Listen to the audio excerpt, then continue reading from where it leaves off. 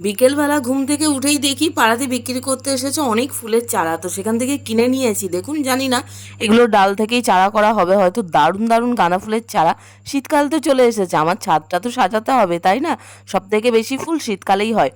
তো আমার জায়গা করাই ছিল, পুরাতন যে গাছগুলো ছিল হাবিজাবি সব তুলে ফেলে দিয়েছিলাম অনেক আগেই, দুর্গাপুজোর আগেই। তো পরিষ্কার করা ছিল, এখন খুঁড়ে খুঁড়ে একটু মাটিগুলোকে নরম করে তারপর গর্ত খুঁড়ে তার মধ্যে গাছগুলো দিয়ে দেবো। আর বিকেলবেলা হচ্ছে গাছ লাগানোর সঠিক সময়।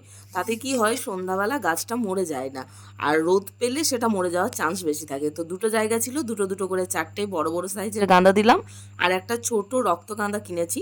তো সেই রক্তগাঁদাটা একটা পার্সোনাল যে টব আছে তার মধ্যে দিয়ে দিলাম। তো এবার জল তো দিতে হবে, বেশি করে মাটিটা ভিজিয়ে রাখতে হয়। তো ভিজিয়েও রেখে দিলাম, রাতে শিশিরে এটা একদম তরতাজা থাকবে। তো দেখুন, সব লাগিয়ে দিয়েছি সুন্দরভাবে। এবার থাকুক, প্রচুর ফুল হবে আমার ছাদে। পরের ভিডিওতে আপনাদেরকে দেখাবো কেমন